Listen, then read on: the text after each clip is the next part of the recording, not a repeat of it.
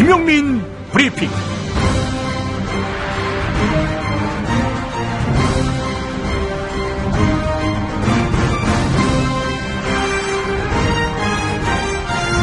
(2016년 12월의) 첫날입니다. 새누리당 비박계가 탄핵안 가결에 열쇠를 쥐고 있다. 한마디로 지나가던 소가 웃을 일입니다. 새누리당이 어떤 당입니까? 박근혜와 함께 대한민국호를 침몰시킨 핵심 원흉 아닙니까?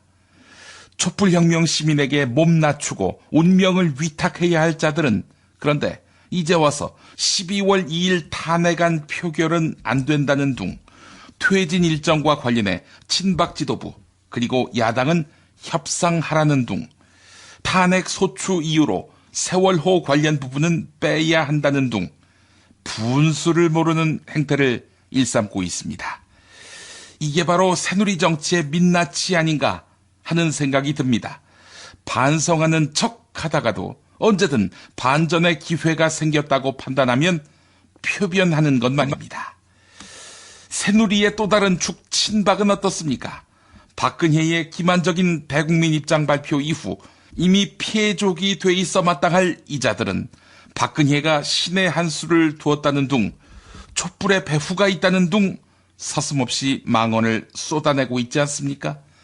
그리고는 탄핵을 포기하면 지도부 사퇴해준다며 선심 쓴다는 듯 허장성세까지 부리고 있습니다. 박근혜 최순실 게이트를 규명하고자 열린 국정조사 현장을 가보지요. 친박, 비박 누구라 할 것 없이 진실 규명을 막기 위해 애쓰고 있습니다.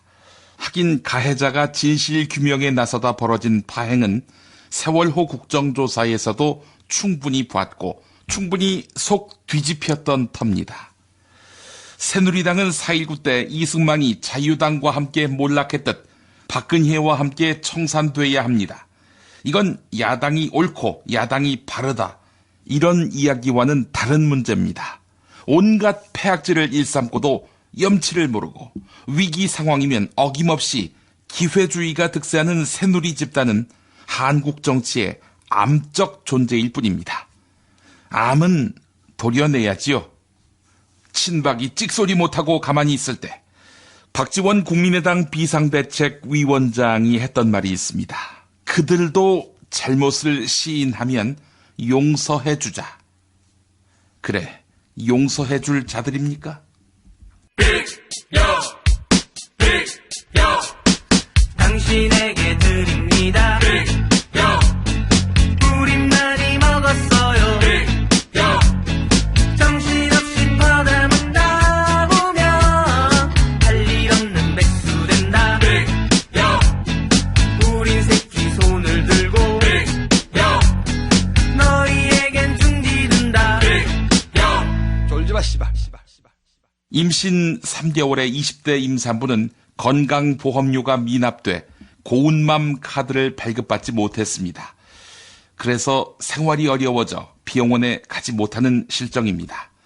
30대 6살 여자 어린이를 홀로 키우는 어머니는 남편의 폭력으로 아이가 6개월 때부터 쉼터에서 생활하고 있는데요. 수입이 없는데 의료보험은 계속 부과됐습니다. 기초생활보장 수급자인 이 어머니는 계속 체납보험료 강제징수 독촉 안내장을 받고 있습니다. 사업 실패로 힘든 시기를 보낸 40대 가장은 정규직 직장에 자리 잡으면서 건강보험료를 낼 수 있게 됐습니다. 하지만 그동안 밀린 보험료 때문에 통장이 압류될 위기입니다. 누구에게나 어려운 시기는 찾아올 수 있습니다. 그럴 때 필요한 것이 사회보장제도입니다. 사회보장제도가 좀 더 사회보장제도의 역할을 할 수 있도록 아름다운 재단의 60일의 건강보험증에 함께 해주시기 바랍니다. 영희는 엄마 아빠와 떨어져 삽니다. 엄마 아빠는 가난해서 건강보험료를 내지 못했습니다. 이제 그 보험료를 영희가 내야 합니다. 대한민국에서 10살 아이에게 체납액을 독촉하는 것은 합법입니다. 영희처럼 고통받는 사람들을 위해 60일의 건강보험증 캠페인에 참여해주세요. 당신의 참여가 제도를 바꾸는 시작입니다. 아름다운 재단. 야, 너 홍어 판다 그랬지? 팔지. 근데 홍어가 진짜 그렇게 몸에 좋아? 아이, 끝내준다니까. 우리 엄마 관절염인데? 홍어! 나 숙취는? 홍어! 마누라 다이어트는? 홍어! 큰이모 변비? 홍어! 작은 형 소화불량은? 홍어! 여동생 피부? 홍어! 큰 누나 주름? 홍어! 명절 때 선물은? 홍어라니까? 근데 비싸지? 별나 싸고 열나 맛있는 홍어가 있다니까? 어디? 알싸한 홍어! 네이버 검색창에 알싸한 홍어를 검색하시고 1599-6456.com 혹은 1599-6456 전화주문도 가능합니다. 하나 더, 알싸한 홍어는 진공포장 택배 배송 판매하며 직접 개발한 특제 소스를 서비스로 드립니다. 충남 금산의 넓은 인삼밭, 정성농장을 일군 농부아버지 이정열 씨. 자연은 노력한 만큼 내어준다. 그 자연의 마음을 알기에 정성농장을 더불어 일구는 아들 이성규 씨도 아버지에게 배운 것처럼 정직하고 또 성실하게.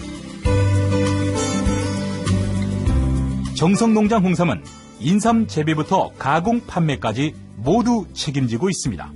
그래서 대한민국 1등 품질을 자부합니다. 검색창에 정성농장 홍삼을 검색해주세요. 정성농장 홍삼. 전화문의는 010-9754-6972. 굶고 뛰고 땀 빼고 다 해봤다. 그래봐야 소용없었다. 다이어트는 결국 먹는 게 문제다! 다이어트 전문 쇼핑몰 비타샵에서 수십 가지 동결건조 채소 곡물에다 3가지 단백질, 거기에 효소와 비타민, 미네랄을 더해 만든 다이어트 전용 그린 스무디를 추천합니다. 다이어트 전용 그린 스무디, 이걸 어떻게 하는 거죠? 하루 2끼만 맛있고 든든한 비타샵 스무디로 바꿔 드시면 됩니다. 검색창에서 비타샵을 검색해주세요. 이제부터는 관록의 뉴스 해설가 김용민이 오늘 아침 조간신문을 훑어드립니다.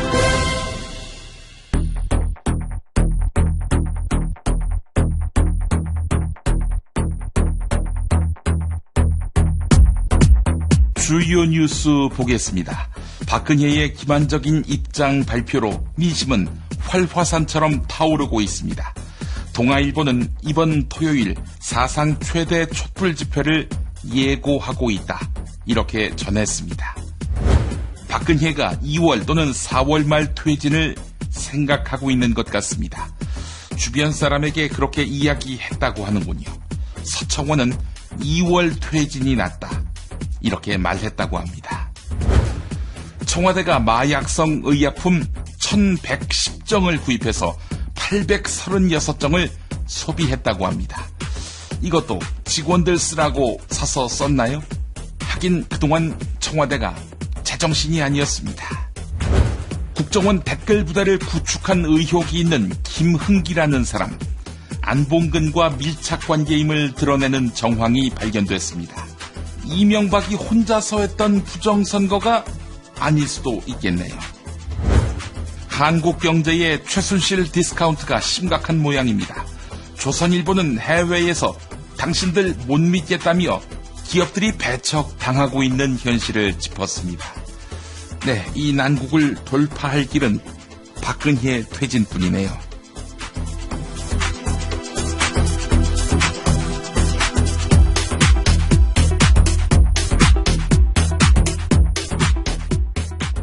대통령 박근혜가 3차례에 걸쳐서 대국민 담화를 발표했지만 국민들의 실망과 분노의 강도는 갈수록 더해가고 있습니다. 이에 오는 토요일에 열리는 6차 촛불 집회는 사상 최대 규모에 이를 것으로 전망됩니다. 주말 촛불 집회를 이끄는 박근혜 정권 퇴진 비상국민 행동은 사상 최대의 국민이 집결할 것이다, 이렇게 공언했습니다.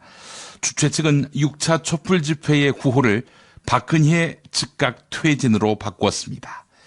동아일보가 비중 있게 다루었습니다. 이어서 한국일보 보도입니다. 시민사회단체가 어제 하루를 시민불복종의 날로 정하고 대통령 박근혜의 즉각 퇴진 목소리를 높였습니다. 이에 일반 시민들도 일일 불복종 운동에 함께했는데요.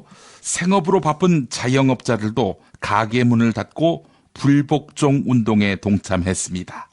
또한 대학생들은 동맹 휴업을 하거나 1인 휴업을 하며 불복종 의지를 대신했습니다. 사정상 직장을 비우기 어려운 시민들은 사무실 밖에 플래카드를 내걸거나 소등 시위로 동참했습니다. 한편 CBS 김현정의 뉴스쇼 의뢰로 여론조사 전문기관 리얼미터가 박근혜의 탄핵에 대한 국민 여론을 조사한 결과 일주일 전 조사보다 찬성 응답이 4.2%포인트 내렸다지만 그래도 75.3%였습니다. 75.3%가 탄핵해야 한다. 이런 입장을 굳히고 있다는 것입니다. 그래도 찬성 응답이 4% 내린 것은 박근혜가 퇴진 의사를 언급한 것이 영향을 미친 것으로 보입니다. 비박계로서는 4% 변화 때문에 탄핵 찬성에서 탄핵 반대 입장으로 바꾸는 것이 과연 합리적일지 열심히 주판화를 굴릴 것입니다. 대통령 박근혜의 3차 대국민 담화 이후 새누리당에서는 이틀 연속 의원총회가 열렸습니다. 이 자리에서 친박계 김종태 의원은 오후 8시에 일시적으로 촛불을 끄는 일도 있었다. 점조직이 활동하지 않고 모두가 자발적으로 나온 집회라면 이게 가능하겠는가? 니들은 불가능하겠죠. 예. 그러면서 김종태 의원, 그만한 흠도 없는 대통령이 어디 있느냐? 이렇게 발언했습니다. 또한 친박계 의원들은 오보를 터뜨리는 언론 때문에 대통령 지지율이 5%까지 내려갔다. 이렇게 주장했습니다. 5%라니 4%지요. 자, 이 내용을 전하는 중앙일보의 기사 제목은 민심과 동떨어진 갈라파고스 친박들입니다. 박근혜의 최순실 게이트 뉴스를 지켜보다가 건강까지 해치게 되는 이른바 근혜증이 만성 질환으로 굳어지고 있습니다. 이런 내용을 국민일보가 전하고 있는데요. 박근혜는 1차부터 3차 담화 내내 자신의 결백을 되풀이하거나 검찰 조사를 받겠다던 입장을 뒤집는 등 국민을 자극했습니다.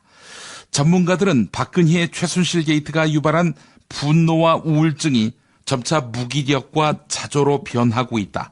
이렇게 진단했습니다. 벌써 무기력과 자조로 변하면 누가 좋을까요? 박근혜만 좋은 거 아닙니까? 대통령 박근혜의 3차 대국민 담화를 관통하는 주제는 사심 없음이었습니다. 하지만 법조계 한 인사는 제기된 혐의를 빠져나가려는 의도가 노골화된 담화문으로 곳곳에서 법률가의 냄새가 난다고 말했습니다. 박근혜의 최순실 게이트의 핵심 피고들 공소장을 보면 박근혜는 최순실이 이득을 챙기는 과정에서 6차례나 개입해 막강한 권한을 행사했습니다. 또한 범죄 흐름도 최순실이 부탁하면 박근혜가 권력을 행사하는 방식으로 일관됐습니다.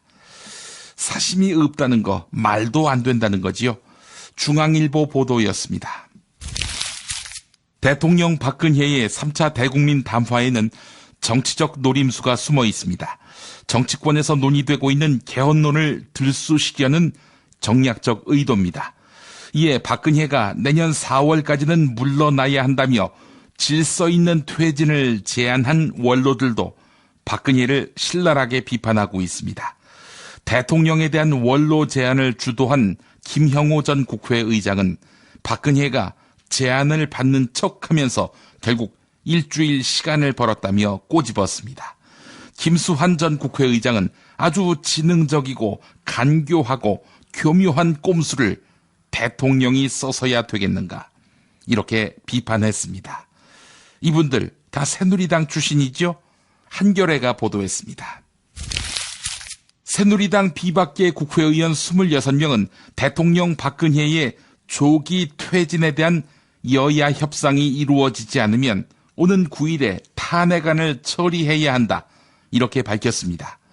다만 이들이 모두 탄핵안에 찬성한다는 뜻은 아닙니다.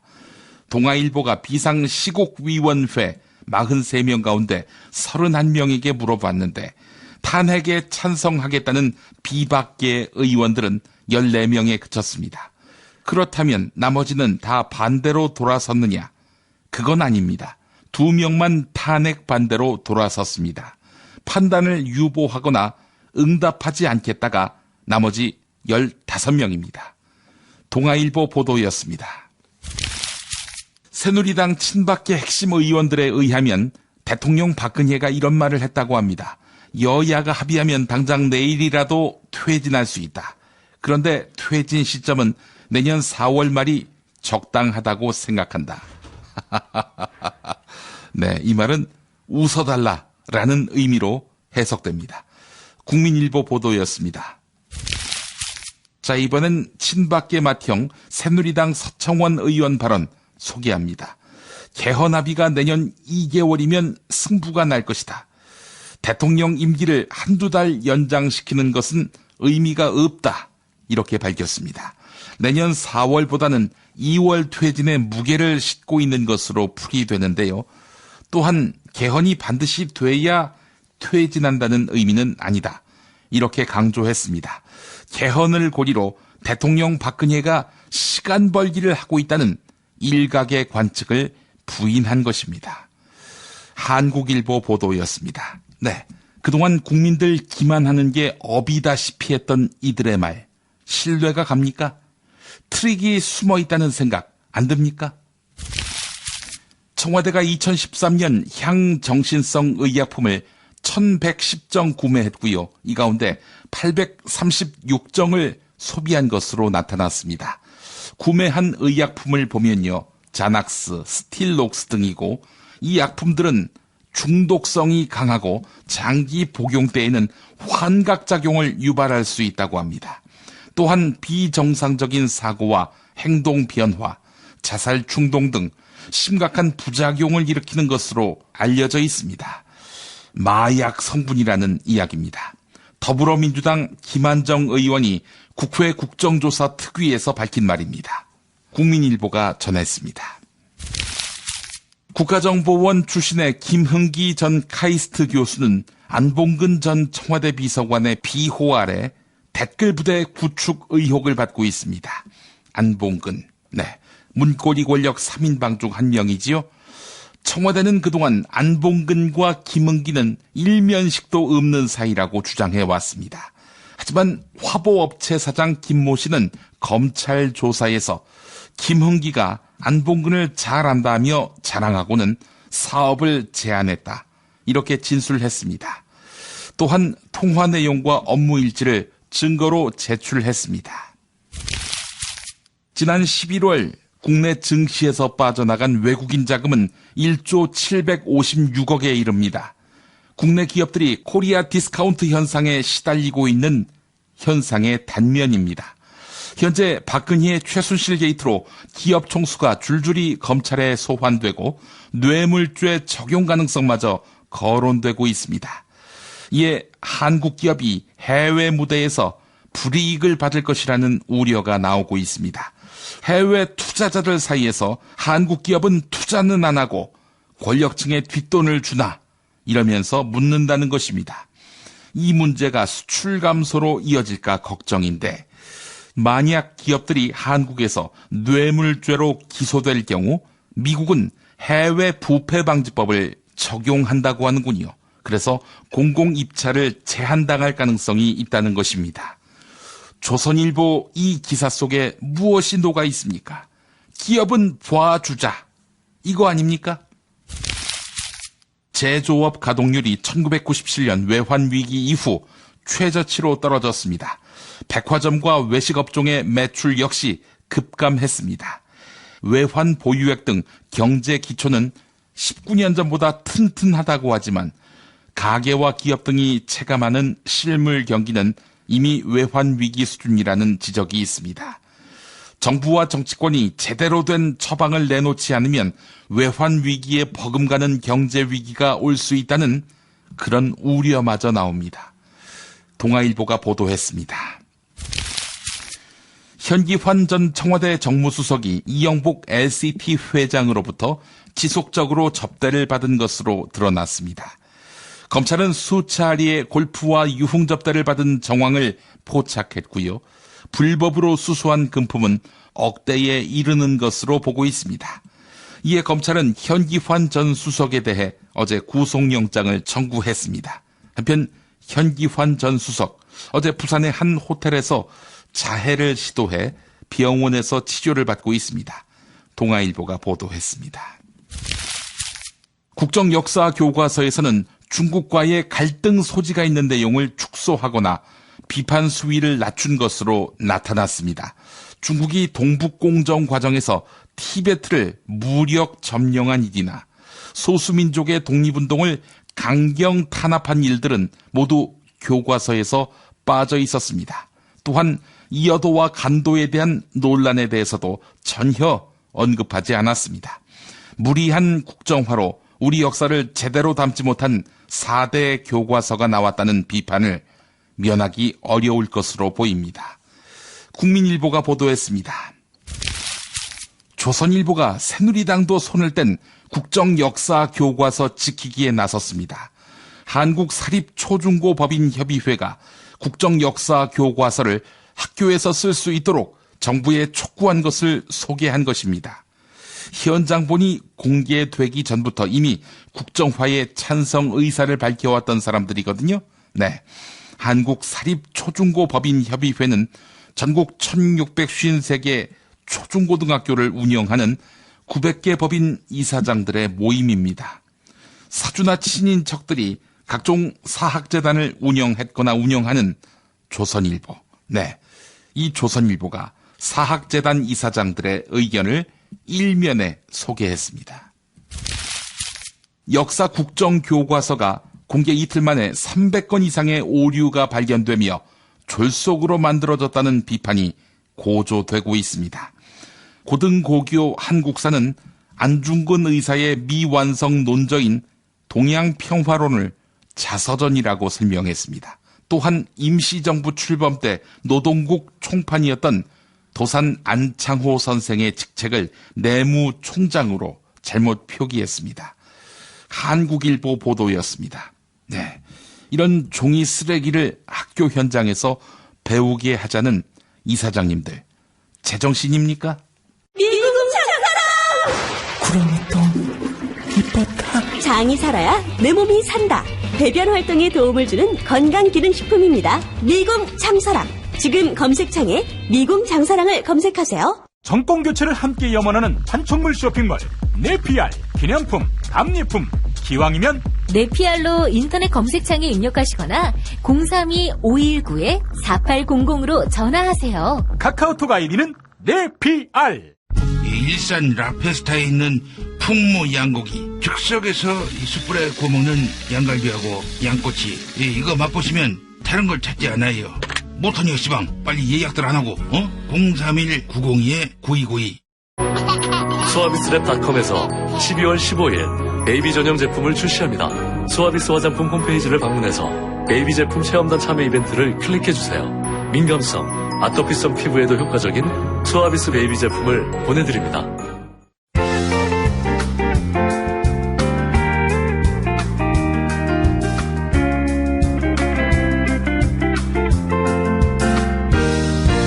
여러분 안녕하십니까?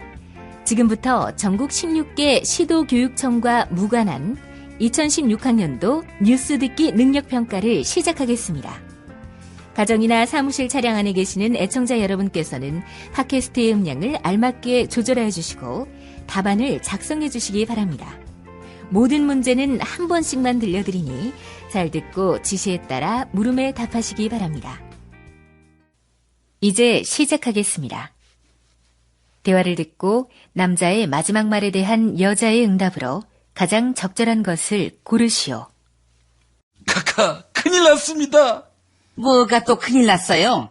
새로 임명한 특검은 최순실만 털기로 했다고 합니까? 정말 공정한 특검이야. 그게 아닙니다. 이재명이가 리서치 비오 대권주자 지지율 조사 결과 2위에 올라섰습니다. 뭐? 나를 끌어내서 수갑 채우자는 그 이재명이가? 할 수 없군. 이재명이가 1위에 올라가기 전에 속히 하야해야겠어. 이재명보다는 반기문이 당선되는 게 더 낫지 않겠어? 카카, 1위는 반기문이 아니라 문재인입니다. 문재인이 언제부터 1위였는데? 뭐야? 그럼 반기문이가 3위로 밀린 거야? 반기문이는 또 귀국해도 새누리당에 안 온답니다. 그래? 반기문, 앞으로 이름 바꿔 불러. 배반기문, 응? 배반자 반기문으로 말이야. 카카, 출구, 퇴로 다 막혔습니다. 나쁜 대통령이 심판은 제대로 받았다. 이런 정도라도 평가받는 게 나을 겁니다. 자꾸 어떻게든 위기를 모면해보려고 민심에 역행하면서 거짓말하고 조건 달고 이런 식의 기만적인 씨팔 새끼. 지난 18년을 세심없이 일해온 나한테 침을 뱉어? 카카, 지난주 카카의 국정수행 지지율이 4%로 나왔다는 여론조사 결과. 어떤 여론조사 기관의 결과인지 아십니까? 그 전주 또 그 전주도 5%로 나왔던 그 여론조사를 내놓았던 기관 말입니다. 알지? 그것도 몰라? 1번 한국갤럽, 2번 리얼미터, 3번 한국리서치, 4번 한국사회여론연구소, 5번 디오피니언.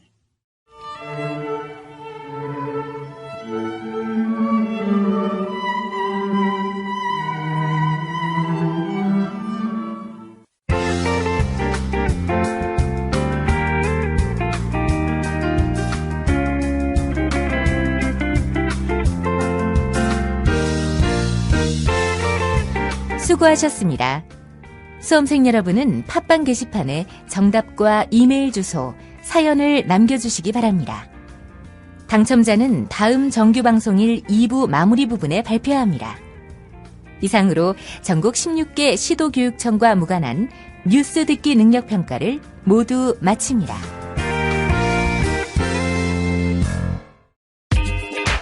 자기야, 매트리스 고르기 너무 힘들어. 대한민국 최초 매트리스 멀티샵 매트리스엠 몰라? 전 세계 최고 브랜드 정품만 취급해. 매트리스 살 때는 꼭 매트리스 M으로 오세요. She never ever quits. 中国不能缺席。 Der Holocaust für Deutschland. Ma senti, col dolore umano non si può essere neutrali. 국제뉴스의 맥. 한반도와 국제 문제를 전문적으로 취재하는 황준호 기자 만나겠습니다. 황 기자님. 예, 안녕하십니까? 북한의 5차 핵실험에 따른 유엔 안보리 대북 제재 결의가 지난밤에 채택됐는데 이 핵심 내용부터 한번 짚어주시겠습니까? 예, 기존 대북 제재 결의의 빈틈을 메우고 또 느슨한 부분을 조이는 그런 내용들로 채워져 있습니다. 예. 결의 번호는 2321호인데요. 예. 북한이 중국에 수출하는 석탄과 광물의 양을 2분의 1 이하로 줄이는 게 이번 결의의 골자입니다. 예. 북한이 외국하고 하는 무역에서 무려 91%가 대중국 무역이고 또 북한이 중국에 파는 물자 중에서는 석탄이 40%로 가장 비율이 높습니다. 그 석탄의 수출을 작년이 100이라면 내년부터는 40으로 크게 줄여라. 이렇게 한 게 이번 결의인데요. 예. 이걸 돈으로 따지면 우리 돈으로 작년에 1조 원 정도를 북한이 벌었다면 내년부터는 4천억 원이나 5천억 원 정도만 벌도록 그렇게 상한선을 설정했습니다. 어이구야, 이 센데요? 그렇습니다. 예. 네. 자, 그런데 중요한 거는 대북 제재는 역시 중국의 협조가 관건 아닌가요? 그렇습니다. 대북 제재 결의라는 게 뭐 언제나 중국의 협조가 없으면 무용지물이 되는데 예. 이번에도 역시 마찬가지입니다. 그렇지만 석탄 수출 상한선을 지키고 있는지 이거를 확인하는 게 기술적으로 굉장히 어렵습니다. 예. 그리고 북한과 중국 사이에 공식 통계에 잡히지 않는 밀무역 이런 것들도 넓게 이루어지고 있기 때문에 예. 과연 이게 실효적인 제재가 될 거냐 이런 근본적인 한계가 이번에도 역시 지적되고 있습니다. 예. 중국이 받아들일 만한 수준을 정하는 것 때문에 중국하고 미국이 그동안 아주 치열하게 줄다리기를 해왔는데 그러다 보니까 82일이라는 역대 최장 시간이 걸렸습니다. 예. 5차 핵실험이 있었던 9월 9일부터 계산해서 82일이란 이야기지요? 예, 핵실험을 하면은 자동적으로 유엔 안보리 대북 제재 결의가 나왔는데 이번에 시간이 가장 오래 걸렸습니다. 뭐 표면적으로는 앞서 말씀드렸듯이 제재 수준을 놓고 미국과 중국이 줄다리기를 했기 때문이고요. 근데 근본적으로는 중국이 대북 제재 전선에서 이탈했기 때문입니다. 예. 뭐 그 이유는 우리가 익히 아는 것처럼 한국과 미국이 제공했다고 볼 수 있는데 사드 배치 그리고 한일 군사정보보호협정과 같은 그런 한미일 군사협력의 강화 이런 움직임에 대한 반발로 중국이 대북 제재 국제연대에서 발을 서서히 빼다 보니까 굉장히 긴 시간이 걸렸습니다. 예. 근본적으로 보게 되면은 이 한국과 미국의 북핵 외교 실패다. 또 자충수의 측면도 있다. 이렇게 봐야 하겠군요. 그렇습니다. 뭐 제재 결의를 만든 것 자체는 성과라고 할 수 있겠지만 어쨌든 크게 보면은 재발등을 찍었다고 할 수도 있습니다. 안보리 결의의 소위 트리거 조항, 방아쇠 조항이라는 게 있습니다. 예. 북한이 핵실험을 또 하면은 무조건 과거보다 더 세게 제재한다라는 조항인데요. 예. 그것 때문에 이번에 제재가 지난번보다 강해진 거지. 만약에 이 트리거 조항이 없었다면은 제재 결의 채택도 못했지 않았을까. 그런 정도로 상황이 안 좋습니다. 예. 그러다 보니까 안보리 제재 합의 후에 단골로 나오는 기사가 잘 안 보이고 있습니다. 단골로 나오는 기사라. 그게 뭡니까? 네, 바로 중국도 북한의 회초리를 들었다. 이런 기사가 지금 보이지 않고 있습니다. 예. 이 연합뉴스 같은 관변 언론이 봐도 이건 참았을 수 없는 주제인 것 같습니다. 대북 제재 결의에 대해서 중국도 회초리를 들었다라는 기사는 사실 이게 과거에도 상당히 왜곡되고 과장된 기사였습니다. 예. 왜냐면은 중국은 회초리를 들기도 하지만 대화와 협상으로 핵 문제를 푼다라는 조항을 유엔 결의안에 반드시 넣도록 했고 그렇기 때문에 중국이 제재 결의안에 동의한 그런 측면이 있었는데 그런 문제는 쏙 빼놓고 회초리 든 것만 얘기했던 게 과거의 기사였는데 이번에는 그런 것조차 쓸 수 없는 그런 형편입니다. 예. 아, 참. 그래도 뭐 오랜만에 북한 뉴스가 터져서 식물정보 입장에서는 단비 같지 않겠습니까? 이게 뭐 국면을 호도할 수 있는 기사 아이템들이 쏟아진 셈이니까요. 예, 주로 정부 세금 받아서 운영되는 연합뉴스 홈페이지 이런 데를 보니까 톱 기사에 드디어 이 탄핵, 퇴진 이런 얘기가 아니라 예. 안보리 결의 얘기가 올라갔습니다. 뭐 종편에서도 오늘 오전에 안보리 결의 문제를 꽤 다룰 것 같은데 예. 근데 이게 너무 재미가 없고 예. 또 지난번보다 조금 더 강해졌다라는 것 외에 별다른 의미가 없기 때문에 예. 뭐 아마 시청률이 떨어지면 탄핵 얘기로 다시 돌아가야 될 것 같습니다. 뭐 정부 입장에서 믿을 거는 지상파, KBS, MBC의 활약을 기대하는 수밖에 없는 것 같습니다. 예. 근데 MBC 시청률이 박근혜 지지율만도 못하니까 그것도 뭐 경쟁하고 있죠 지금. 별 여파가 없을 것 같고요. 예. 자, 정부가 이 기회를 이용해서 지금 바짝 약이 오른 북한을 자극하려 하지 않을까? 이것도 사실 염려가 됩니다. 예, 뭐 10분 활용할 것 같습니다. 그게 바로 독자적인 대북 제재인데요. 어제 윤병세 외교부 장관이 새 안보리 결의가 채택됐으니까 미국, 일본, 유럽연합과 더불어서 우리도 독자적인 대북 제재를 하겠다라고 밝힌 게 바로 그겁니다. 예. 북한이 매년 하는 동계 군사 훈련 이걸 오늘부터 대대적으로 시작하는데 그런 분위기 속에서 북한에 대한 독자 제재를 발표하면서 북한을 자극하겠다 이런 계산을 아마 할 것 같습니다. 예. 문제는 지금 남북관계가 완전히 끊어졌기 때문에 북한에 무슨 회초리를 들 만한 게 남아있지 않다라는 게 문제입니다. 예. 말로만 자극할 수밖에 없다 이런 얘기군요. 예, 뭐 핵개발과 관련된 북한 사람들 몇 명 이름 구체적으로 거명하는 거, 그래서 창피 주는 거, 이 정도 내놓으면서 뭐 우리가 독자 제재 세게 했다 이렇게 홍보할 것 같습니다. 예. 근데 과거에는 그렇게 하면은 언론들이 잘 받았었는데 이거야말로 정말 전시행정인데 보여주기식 사업이죠. 예. 이런 거를 쓸만한 지면이 과연 남아 있을지 의심스럽습니다. 예. 북한이 어떻게 반응할지가 하나의 변수가 될 것 같은데 제가 바짝 약이 올랐을 것이다라고 추정한 것은 맞습니까? 예, 뭐 단기적으로 반발할 것 같고요. 예. 그렇지만 중기적으로는 협상을 시도할 것 같고 장기적으로는 육자 핵실험을 준비하는 이런 흐름으로 가지 않을까 이렇게 예상해 볼 수 있습니다. 예, 예. 뭐 유엔 제재가 나왔으니까 당장은 강하게 반발을 하긴 할 텐데 북한 입장에서도 말 몇 마디 하는 정도에 그칠 공산이 큽니다. 그리고 정확히 한 달 후 1월 1일이 되면은 늘 그렇듯이 예. 김정은 위원장이 신년사를 발표하면서 협상을 제안하고 그러면서 잠시 동안 국면 전환이 있을 것 같습니다. 예. 특히 이번에는 1월 20일에 미국에서 새 정부가 출범하니까 북한이 한미연합 군사훈련을 중단한다면은 협상할 용의가 있다. 이런 제안을 김정은이 할 것 같습니다. 예. 트럼프 행정부가 받을까요? 예, 요새 트럼프가 외교안보 라인 짜는 걸 보면 아마 콧방귀도 끼지 않을 것 같습니다. 예. 굉장히 강경한 성향의 사람들이 백악관 안보보좌관 이런 주요 외교 포스트를 차지하고 있습니다. 예. 그래서 북한의 제안에 호락호락 넘어가면 진다 이런 생각으로 아마 초반에 말도 안 섞을 게 분명합니다. 예. 또 미국 정부에서 대북 정책 검토 기간이라는 게 짧으면 6개월, 길게는 1년이 걸리기 때문에 섣불리 대화에 나설 가능성은 아주 낮습니다. 예. 그렇다면 북한은 다시 6차 핵실험이라는 카드를 만질 수밖에 없지 않나 이렇게 예상할 수 있습니다. 대북 강경책은 돈이 많이 들 텐데요. 돈이 많이 드는 거는 또 트럼프가 바라는 바가 아닐 테고 트럼프는 야 북한도 니네들 핵 가지려면 가져라 지금 이러고 있는 상황 아니었어요.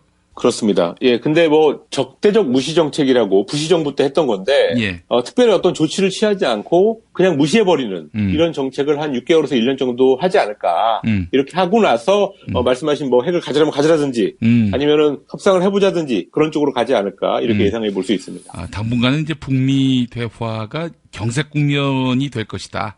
뭐 경색 국면이면서 탐색 국면일 가능성이 높다 이 말씀이시군요. 그렇습니다. 예. 자 그렇다면은 이런 그 고질적인 그런 대북 강경책 이로 인한 여러 가지 그 비용의 소모 이 악순환의 고리를 끊는 것은 한국의 새 정부가 해야 될 역할이다 이렇게 봐야 되겠군요. 예, 미국이 강하게 나가고 북한이 핵실험으로 응수하는 그런 악순환 속으로 한반도가 또다시 빨려 들어가지 않기 위해서라도 빨리 박근혜 정부가 끝나고 대선이 치러져가지고 정권이 바뀌어야 됩니다. 예.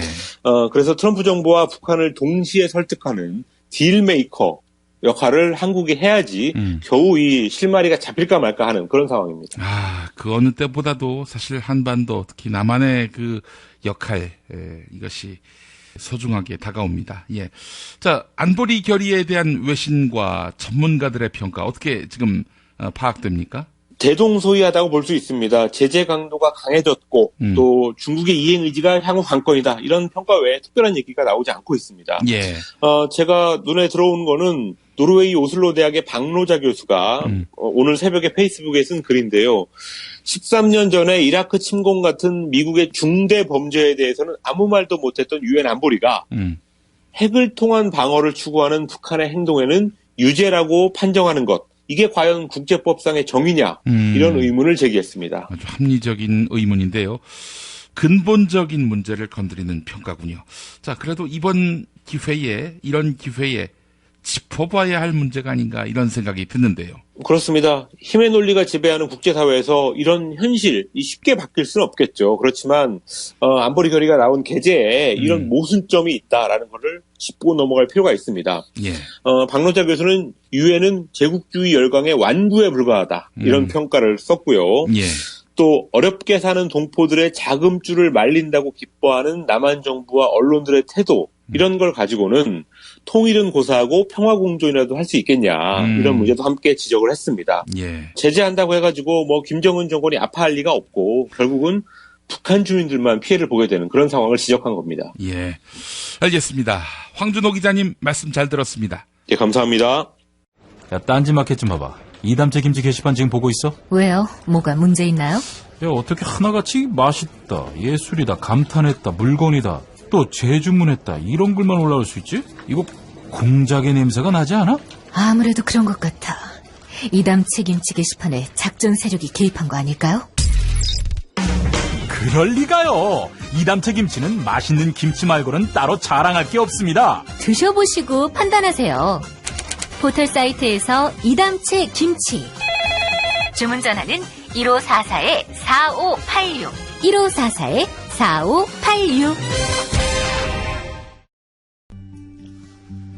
그리하여 이 가을 나는 새싹 땅콩차를 마십니다. 그리하여 나는 마음이 놓입니다. 그리하여 새로운 세상을 만납니다. 그리하여 새싹당 공차. 새싹당 공차 어느덧 여러 곳에서 판매합니다. 하지만 진정한 새싹당 공차는 전창걸닷컴에서 구매하시죠. 전화문의 070-8635-1288 070-8635-1288. 공화국 참치논평. 구이동 대양 참치를 맛보지 못한 국민 여러분은 진정한 참치 맛을 보기 위한 강도 높은 중대 조치를 취하실 계획을 표명하시고 곧장 구이동으로 달려오시기 바란다. 참치에 대한 체질적인 거부감과 적개심을 노골적으로 드러내는 분도 구이동 대양 참치에 오시면 추호도 용납할 수 없는 포악무도한 폭식 행위를 자행할 것이다. 구이동 대양참치. 월요일 참치데이 이벤트, 화요일 참치머리 서비스로 함께합니다. 주차장 걱정 마시고요. 대중교통은 서울 지하철 2호선 구의역 2번 출구에서 5분 거리입니다. 대양참치 구의정 02-455-8087. 하루 두 차례 대한민국과 지구촌의 오늘을 정직하게 비춰드립니다. 권력이 진실을 압도하는 세상. 김용민 브리핑은 작은 희망의 불씨가 되겠습니다. 민중의 소리 이완배 기자와 함께하는 경제의 속살. 이완배 기자 만나겠습니다. 이완배 기자님. 네, 안녕하십니까. 예, 박근혜 최순실 게이트 국회 국정조사 특위가 발동됐는데, 전에 말씀하셨잖아요. 이 총수님들 국회에 불려나가는 거는 뭐 진짜 대기업들한테는 테러에 가까운 일이다. 그렇죠. 예. 네. 아주 뭐 난리가 났습니다. 이게 이제 6일로 예정이 돼 있어요. 12월 6일인데요. 예. 최순실 국정농단 사태 국회 국정조사 청문회.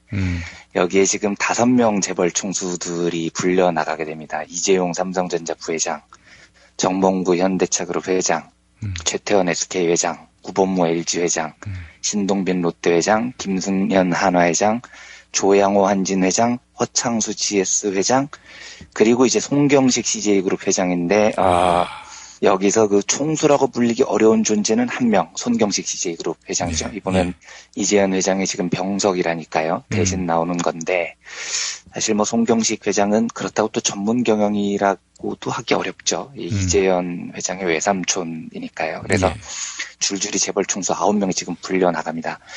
근데 우선 제가 이 뉴스를 보면서 굉장히 낯이 뜨거웠던 거는요. 언론들의 보도 태도입니다. 그러니까 지금 우리 언론들이 심지어 박근혜한테도 나를 세우고 있지 않습니까? 거침없이 권력의 심장부를 향해서, 물론 이제 대세가 기운 다음에 벌어진 기회주의적인 행동 중에 하나지만요. 그런데 이 재벌들에 대해서는 정말 일관된 태도를 보여요. 광고랑 연결이 돼 있으니까요. 대형 언론사들도 뭐 마찬가지인데, 특히 이 경영이 좀 어려운 중소 언론사들의 보도 태도를 보면 예, 제목을 읽기가 민망할 정도입니다. 우선 뭐 대형 언론사들은 그나마 조금 세련돼 있어요. 어디 한번 읽어보면은요. MBN 보도는 국정조사 내일 시작, 재개, 기업 망신 주기, 호통 청문회 우려. 예, 뭐 걱정이 된다는 거죠. 한국경제 제목입니다. 힘 자랑하는 최순실 청문회, 기업인 마구 불러 망신줄 작정했나. 예. 문화일보 보도입니다. 기업 총수 망신주기 청문회, 국가 경제에 악영향 줄 우려. 매일경제 보도입니다. 기업 일방 매도 도 넘었다, 재개 청문회 준비에 올인. 이렇게 돼 있습니다. 예. 근데 이건 이나마 나은 거예요. 이나마. 아니 뭐 이 정도만 해도 좆가고 있다라고 표현하지 않을 수가 없을 것 같은데요. 예. 네. 근데 이제 그다음부터는 훨씬 더 뭔가를 더 까야 되겠다는 기분이 들 정도의 보도들이 나옵니다. 예.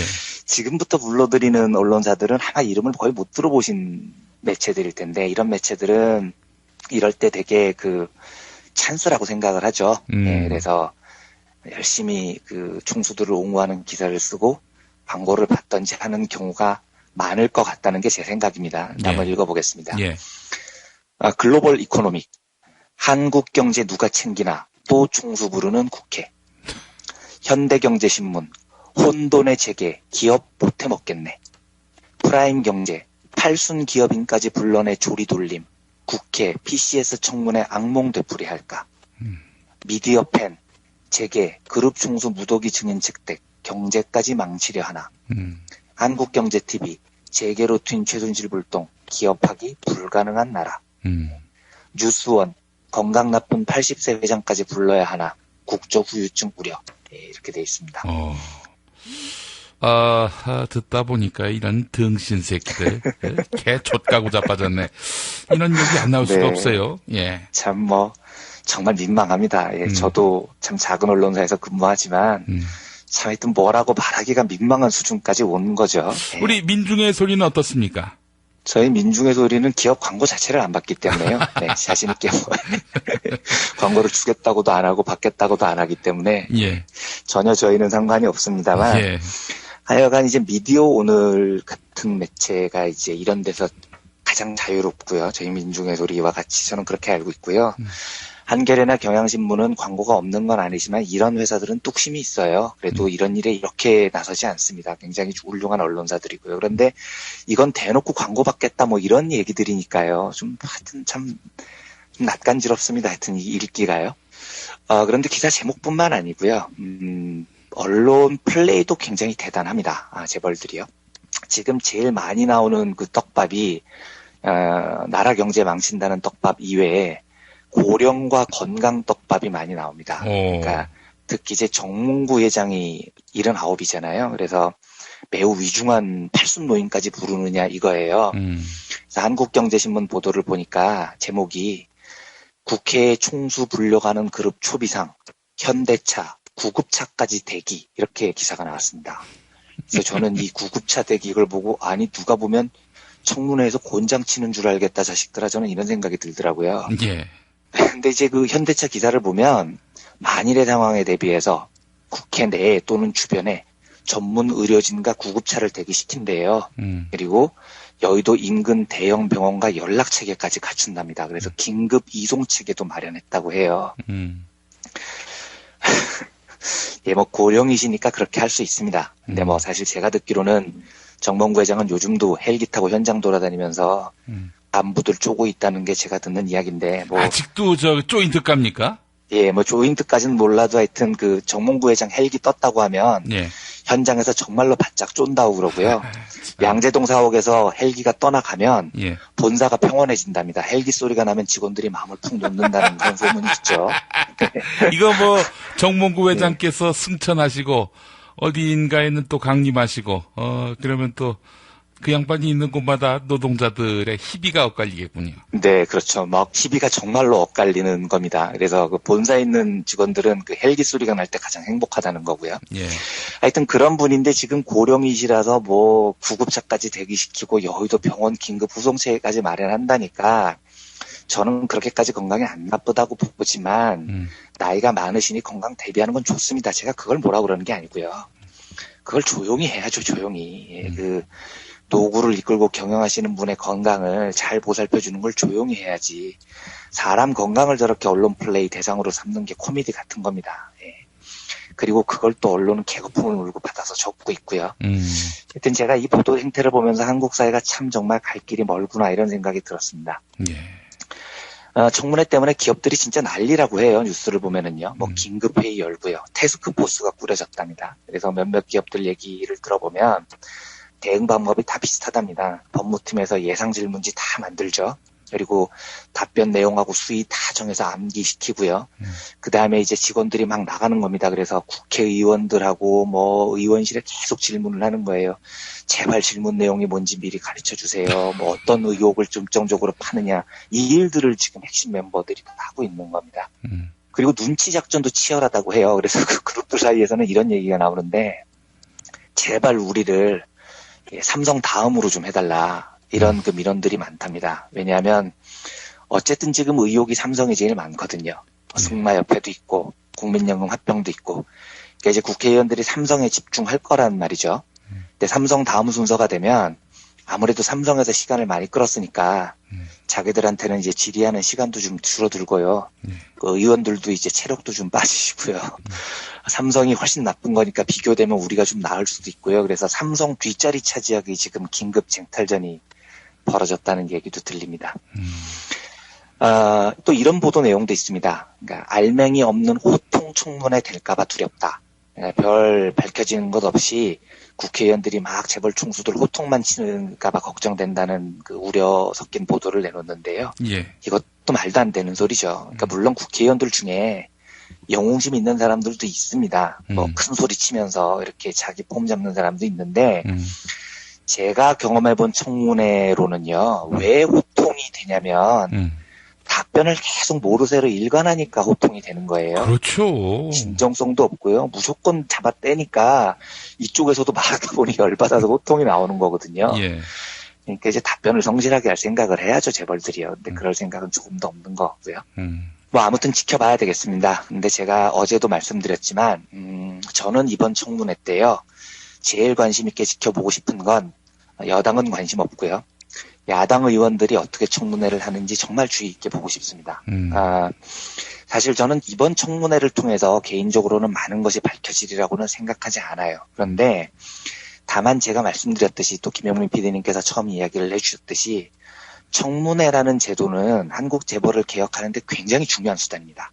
왜냐하면 쟤들은요. 한국 재벌들은 제대로 된 토론이라는 걸 해본 적이 없는 애들입니다. 그러니까 누가 질문을 하면 답을 못해요. 예. 질문을 받아본 적이 없거든요. 한평생. 예. 항상 자기가 질문을 하고 호통만 쳐왔던 애들이에요. 그러니까 이제 질문 받는 걸 너무 두려워하는 겁니다. 이 말은 우리가 청문회를 하면서 얻을 수 있는 많은 소득 가운데 하나가 한국 재벌들이 물론 수준이 이거밖에 안 된다라는 걸 알 수 있다는 점도 있지만 저들이 얼마나 공개된 장소를 두려워하는지를 알 수 있다는 점입니다. 그러니까 떳떳하면 왜 공개된 장소를 두려워하겠어요. 그리고 떳떳하지 않더라도 토론에 조금 익숙해져 있다면 저렇게까지 겁을 먹을 필요가 없거든요. 그런데 한국 재벌들은 청문회에 대해서 정말 유난을 떨어도 너무 심하게 뜹니다. 그러니까 그걸 공개된 장소에 나오는 자체를 두려워하고 있다는 뜻이죠. 그래서 우리가 언젠가 재벌개혁이라는 거대한 과제를 딱 앞에 직면했을 때 청문회는 재벌들을 압박하는 굉장히 중요한 수단이 될 겁니다. 예. 재벌들한테 얘기하는 거예요. 야, 니들이 국민들을 대상으로 장사하면서 말이야. 3대째, 4대째 지금 부를 대물림해오고 온갖 악행을 다 저질렀는데 그러면 이제 발뺌할 거 아닙니까? 우리가 뭘 잘못했냐고. 잘못한 게 없어? 오케이. 공개된 장소에서 나와서 한번 토론해보자. 이 간단한 제안 하나로도 쟤네들을 바짝 겁먹게 할 수 있습니다. 우리가 얻을 게 굉장히 많아요. 그러니까 우리 국회가 재벌을 청문회장으로 불렀을 때 이제 국민 앞에서 묻고 답하는 기회를 갖는 일이 이번에 생긴 건데요. 야당 국회의원들은 이게 얼마나 소중한 기회인지를 잘 인지하고 준비를 해야 됩니다. 그러니까 좀 사명감을 갖고 준비를 하시라는 이야기입니다. 예. 제가 시계추를 조금 옛날로 돌려서 말씀을 드리면 우리가 재벌을 청문회장으로 부르고 이걸 공개된 장소에서 청문회를 한 첫 번째 사례가 1988년 11월에 있었던 그 청문회였습니다. 그때 정주영이라는 한국 재계 제1의 거물을 국민 앞에 세웠었죠. 근데 그때 야당 국회의원들이 얼마나 삽질을 했냐면 의원들이 다 정주영이 나오니까 증인님, 회장님, 와 정의의 편에 서주셔서 감사합니다 회장님 이 난리를 쳤습니다. 심지어는 존경받는 기업인이 되어주십시오 회장님, 강제성을 시인해 줘서 감사합니다. 그리고 어떤 야당 국회의원은 이 정주영을 증인이라고 도저히 못 부르겠는 거예요. 그래서 정말 죄송합니다. 증인이라고 불러도 되겠습니까? 이렇게 양해를 구하는 일도 있었습니다. 이게 그래서 얼마나 사태가 심했었냐면 나중에 청문회가 끝난 다음에 여당에서 이런 말이 나왔어요. 그때 그 여당 간사였던 민정당 간사였던 김중건 씨가 기자들을 불러서 야 어제 청문회 보니까 야당 의원들이 정주영 씨 보고 회장님, 증인님 하는 걸 보고 진짜 깜짝 놀랐다. 이거 60비리 아니냐 60비리. 현대가 로비를 세게 했다는데 그 정세영 당시 회장을 앞세워서 야당 의원들한테 자동차 줬다는 소문도 있더라. 이렇게 역공을 취할 정도가 됐습니다. 그러니까 우리 야당 수준이 당시 그랬었던 거죠. 심지어 나중에 밝혀진 보도를 보면 야당 국회의원들이 이렇게 얘기를 해요. 갑자기 원내 총무가 청문회 직전에 불러서 정주영 회장 신문할 때는 언어 선택에 신중을 기해달라. 이렇게 진짜 얘기를 했고, 예. 그리고 또 다른 야당 의원도 그렇게 얘기를 합니다. 총재가 나를 부르더라. 회장을 너무 몰아세우지 말라고. 이런 일이 있었습니다, 실제로요. 그 야당 의원들이 삽질을 하고 있을 때 유일하게 당시에 정주영이라는 거물에 맞서서 당당하게 질문을 했던 사람이 정말로 앳된 얼굴의 노무현 초선 의원이었습니다. 그렇죠. 저는 근데 그때 국회 속기로 이렇게 남아있는 그 노무현 의원의 발언을 제가 예전에 그 재벌 흑역사 책을 쓰면서 다 봤는데 정말 대단하더라고요. 대단한데 그 대단한 발언들 중에서 제일 첫 번째 발언이 아직도 잊혀지지가 않아요. 어떻게 얘기를 하냐면 노무현 의원은 너무 이 기회가 소중한 겁니다. 그 첫 발언을 제가 일단 그대로 읽어보겠습니다. 본 의원이 증인에게 맞서서 대등한 관계에서 질문을 드릴 수 있는 기회는 흔하지 않습니다. 사회적 영향력에 있어서 본 의원은 증인의 100분의 1도 따라가지 못하는 것이 현실입니다. 저는 지금 비애를 느끼면서 이 질문을 하고 있습니다. 많은 노동자들의 피눈물을 지켜보면서 함께 가슴이 녹아내리는 느낌으로 질문을 하고 있습니다. 이렇게 질문을 시작합니다. 이게 무슨 말이냐면 1987년도 노동자 대투쟁 이후에 현대그룹에서 노조 결성 시도가 계속 있었었는데 이 1988년에는 현대그룹의 노동 탄압이 진짜 극에 달했을 때였습니다. 그러니까 진짜로 구사대가 노조에 식칼을 들고 들어와서 막 휘두르고요. 노조가 그 연수하고 있는데 치고 들어가가지고 구사대들이 노조원들을 막 몽둥이로 두들겨 패면서 복창에 이 새끼들아 우리 아버지는 김일성이다 이 얘기해 막 이런 식으로 두들겨 팼었을 때예요. 그런데 노무현 변호사는 경상남도 지역에서 인권 변호사를 하던 사람 아닙니까? 그러니까 그 사실을 잘 알고 있었던 거죠.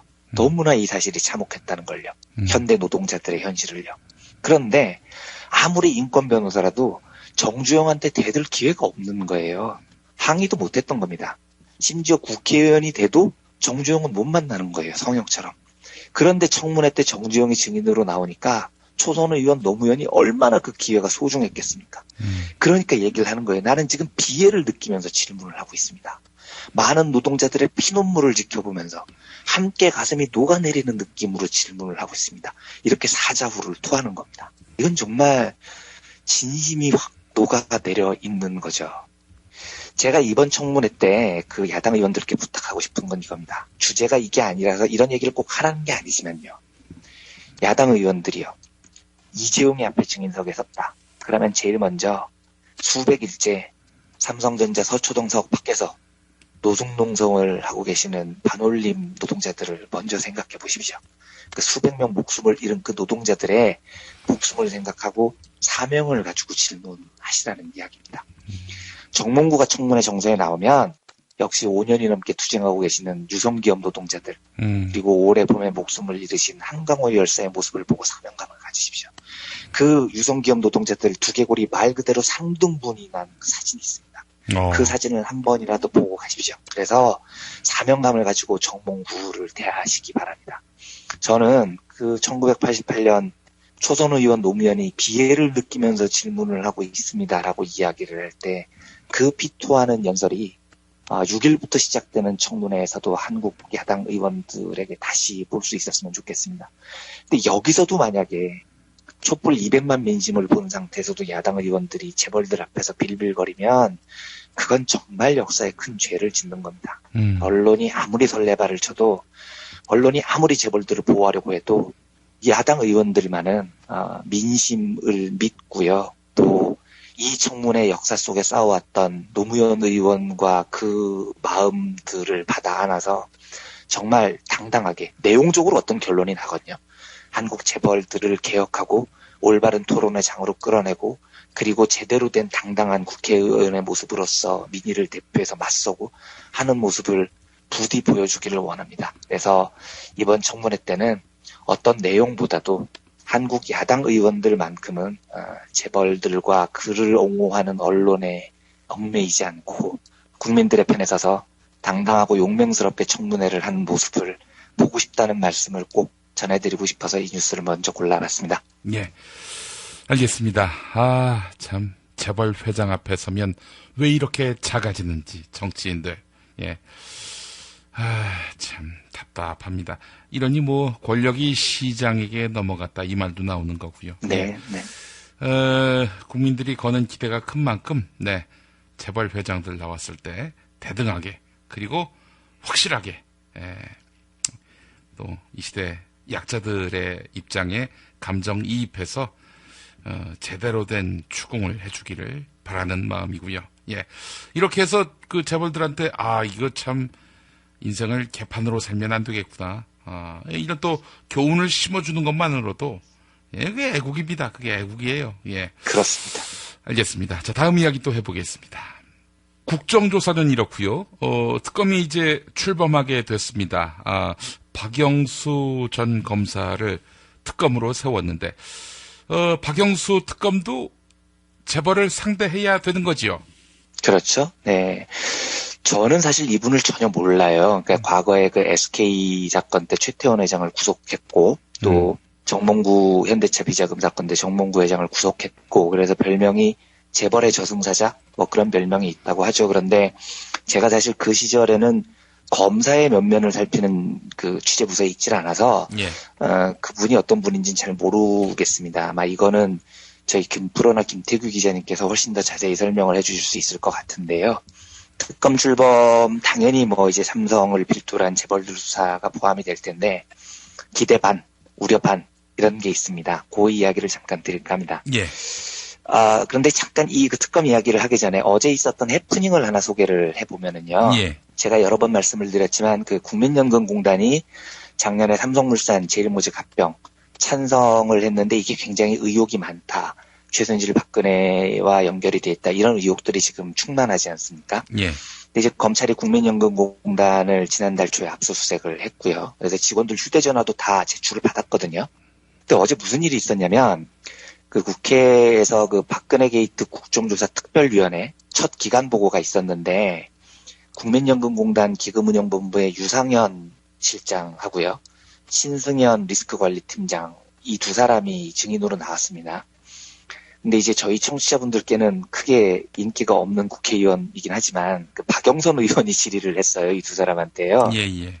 뭐라고 물었냐면 휴대전화 한번 꺼내보세요. 이런 겁니다. 근데 이제 이 두 사람이 그 지난해 삼성물산 제일모직 합병권을 표결할 때 결정을 하는 투자위원 12명 중에 포함이 돼 있었고 이 두 사람이 합병을 던진 8명 중에 2명이었거든요. 그래서 이 두 사람이 이제 휴대폰을 꺼냈는데 다 새 휴대폰이었다는 거죠. 그래서 박영선 의원이 아니 23일에 국민연금 압수수색했는데 그 직전에 휴대전화 바꾼 거냐 물어보니까 두 사람이 예 그렇습니다 하고 이걸 인정을 한 거예요. 근데 이제 박 의원이 또 추궁을 하는 겁니다. 그러면 검찰이 제출한 휴대폰은 뭐냐? 새 걸 제출했냐? 옛날 휴대폰을 제출을 했냐? 이렇게 물어봤어요. 예. 그러니까 이게 무슨 말이냐면 당연히 검찰에 제출해야 되는 휴대폰은 작년 5월, 7월 그때 그러니까 국민연금이 삼성물산 제일모직 합병 당시에 썼던 휴대폰을 제출해야 되는 겁니다. 그래야 그때 무슨 일이 있었는지를 수사할 수 있는 거죠. 예. 근데 이 신승엽 팀장이라는 사람이 뭐라고 대답을 하냐면 원래 쓰던 휴대폰이 고장이 나서 그건 버리고 새 걸 검찰에 제출했다. 이렇게 얘기를 한 거예요. 그러니까 황당하잖아요. 그래서 이제 박영선 의원이 아니 그러면 제출한 핸드폰이 가짜라는 거냐? 과거에 쓰던 건 제출 안 한 거냐? 이렇게 물어보니까 이 신 팀장이 쭈뼛쭈뼛하면서 그렇습니다 하고 수긍을 해버린 겁니다. 그럼 검찰은 뭘 가져간 겁니까 지금 휴대폰을요? 예? 최근에 교체한 새 휴대폰 가져가서 뭐 하겠다는 거예요? 검찰이 황당한 압수수색을 한 거죠. 그래서 박영선 의원이 물어봤습니다. 그럼 고장난 휴대폰을 어떻게 했냐고. 그랬더니 이 사람이 집에 있는 쓰레기통에 버렸다는 거예요. 아니 요즘 사람이 휴대폰을 쓰레기통에 버리는 사람이 어디 있습니까? 그러니까 박영선 의원도 그렇게 따졌죠. 아니 사람들이 사용하던 휴대폰을 쓰레기통에 왜 버리냐고. 지금 사태가 이렇게 심각한데 이렇게 물어봤더니 이 사람은 그냥 고장이 나서 그랬어요. 이렇게 말끝에서 흐려버렸다는 겁니다. 이게 하나의 해프닝이지만요. 증거를 인멸했다는 거죠. 조직적으로요. 그리고 검찰의 압수수색이 얼마나 개판이었는지가 지금 드러난 겁니다. 예. 나 휴대폰 압수수색했어 이것만 밝히고 사실은 아무것도 안 들어있는 깡통을 지금 들고 간 거죠. 예전에 우병우 압수수색할 때도 검찰이 한참 늑장 부려가지고 결국은 깡통 휴대폰 들고 갔지 않습니까? 그러니까 저는 이 검찰 수사를요. 요즘은 뭐 조금 압박의 강도가 높아졌다고 하는데 모르겠습니다. 저는 못 믿겠어요. 제가 역사적으로 재벌에 관련된 그 수사가 끼었을 때 검찰 수사를 보면 늘 이랬거든요. 늘.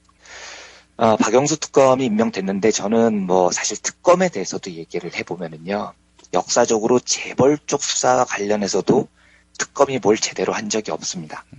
2008년 그 삼성 비자금 사건 때도 조준홍 특별검사가 수사를 했는데 이때도 결국은 이건희를 불구속 기소를 합니다. 그런데 그때 황당했던 건 발표를 하는데 불구속 기소 사유가 이래요.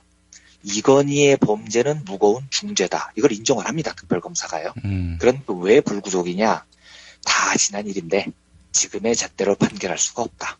그리고 이건희가 저지른 배임과 탈세는 개인적 탐욕에서 비롯된 게 아니다. 여기서 제가 깨더라고요. 아니 그게 개인적 탐욕이 아니면 뭐야 도대체. 그리고 맨 마지막 이겁니다. 일반인들과 똑같이 평등하게 법을 적용해서는 안 된다. 이게 특검의 결론이었습니다. 이게 지금 이해가 되십니까? 특별검사가 이건희의 범죄가 무거운 중죄인데 지난 일이어서 지금 잣대로 판결할 수 없고 개인적 탐욕이 아니고 게다가 제대 총수니까 일반인들과 똑같이 평등하게 법을 적용해서는 안 된다라는 게 특검 입에서 나오는 게 말이 되는 소리냐는 거죠. 그때 이건희 불구속 기소한 것뿐만 아니라 이학수, 김인주, 유석열, 최강의 비리 핵심 인물 10명 전부 다 불구속 기소였습니다. 그리고 결국은 이듬해 이 불구속 기소조차도 2009년에 재판을 해서 배임, 조세포탈죄로 징역 3년인데 집행유예 5년 그리고 벌금 1,100억 원으로 감옥에 안 갔거든요. 그거 있은 다음에 딱 4개월 뒤에 이명박이 이건희 딱 한 명만 사면하는 황당한 원포인트 1인 사면을 합니다. 그게 명분이 이건희가 IOC 위원인데 사면이 돼야 평창 동계올림픽 유치에 유리하다 이런 말도 안 되는 이유였죠. 당시에 그것 때문에 특검 발표하고 시민단체가 진짜 난리가 났습니다. 그나마 시민단체들은 특검은 다르겠지 하고 기대를 했는데 황당한 삼성편 결론이 나오니까요. 참여연대가 이렇게 발표를 했습니다. 상식적으로도 모순되고 의도적으로도 봐주기를 했을 뿐이다. 경실련은 법과 원칙을 다 저버렸다. 면죄부 수사 결과를 받아들일 수 없다. 경제개혁연대는 도저히 승복할 수 없는 특검의 삼성 봐주기 결론이다. 이렇게 반발했습니다. 하지만 결론은 뒤바뀌지 않았습니다. 제가 그때 기억이 생생합니다. 조준홍 특별검사가 나와서 발표를 하는데 하도 발표 내용을 듣다 보니까 한심하고 열이 받아서 제가 유일하게 기억이 나는 건 그 조준홍 검사가 당시에 에버랜드를 에벌랜드라고 잘못 발음한 거 그거 하나만 뚜렷하게 기억이 납니다. 역사에 큰 죄를 짓고 발음을 잘못한 것만 지금 기억에 남는 거죠. 예, 저승사자라는 별명, 박영수 특별검사요. 네. 저승사자라는 별명을 가진 분을 특별검사로 뽑았는데 이분조차도 재계에 짓눌린 듯한 수사가 된다면 진짜 한국 법조계에는 더 기대하기 어려워지겠죠. 예. 근데 어쨌든 저는 이번에는 기대 반을 합니다. 민심 때문입니다. 제가 기대를 하는 건요. 그러니까 박영수라는 검사의 강직함을 믿어서가 아니고요. 제가 그분을 전혀 모르기 때문에요. 제가 이번에 기대 반을 하는 건 뭐냐면 제가 법을 잘 몰라서 하는 헛소리일 수도 있지만 저는 특검의 수사조차도요. 법조조차도요. 민심의 강도를 절대로 외면할 수 없을 거라고 저는 믿습니다. 그러니까 국민들이 강하게 박근혜와 재벌개혁을 외치면 그 고리를 끊자고 주장을 하면요. 특검도 결국은 저승사자라는 별명답게 재벌을 강도 높게 수사를 할 수 있을 거라고 봐요. 민심이 백업이 되는 한에는요. 그래서 박영수 개인의 문제가 아니라 이 민심을 등에 업고 이번에는 기대를 한번 해봅니다. 역사적으로는 아무튼 단 한 번도 검찰이건 특검이건 삼성을 위시로 한 이 재벌들에 대해서 제대로 된 단죄를 받아본 적이 없죠. 근데 이번에는 민심의 분위기가 다르기 때문에 부디 박영수 특별검사에 대해서 기대하고 응원하겠습니다. 그리고 제대로 된 수사 결과를 가지고 한국 재벌들이 더 이상 나쁜 짓을 못하도록 경종을 울리는 훌륭한 특검 수사를 만들어 주시기를 응원하는 마음입니다. 예. 일단 시작하니까요. 시작부터 절망하면 안 되잖아요. 예, 좀 더 지켜보고 나서 평가를 해야 될 거라고 보는데 여간 그 어깨에 너무나 큰 짐이 무거운 짐이죠. 네. 이런 것들을 짊어지고 이 정의로운 진실 규명의 길목에서 의연하게 걸어가 주기를 바라는 마음 가져봅니다. 예. 자, 이완배 기자님 말씀 잘 들었습니다. 네, 감사합니다. 여러분 안녕하세요. 민중의 소리 아나운서 정혜림입니다. 이 어묵한 여왕님 치하에서 다들 잘 견디고 계시죠? 오늘도 종편의 주옥 같은 헛소리에 혼이 정상인 듯 정상 아닌 비정상 같은 여왕님의 우주 타령에 고구마 100개쯤 한꺼번에 삼킨 듯 답답한 마음에 죄 없는 가슴팍만 두들겨대고 계세요. 이젠 시원한 사이다 같은 민중의 소리와 함께하세요. 잘 키운 진보 언론 열종편 안 부럽습니다. 한 달 10,000원 소액 CMS 후원으로 민중의 소리에 큰 힘이 되어주세요. 1661-0451 1661-0451 전화 기다릴게요.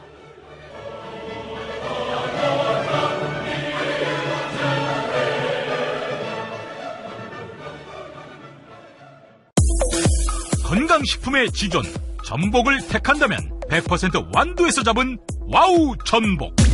네이버에서 와우 전복을 찾으세요.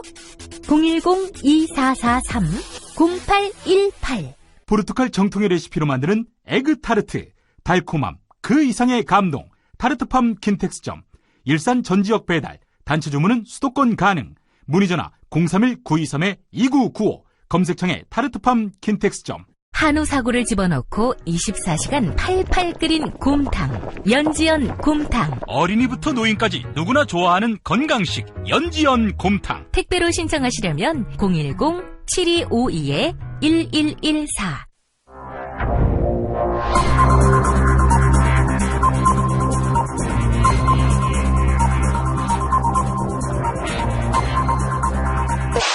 공화국 논평.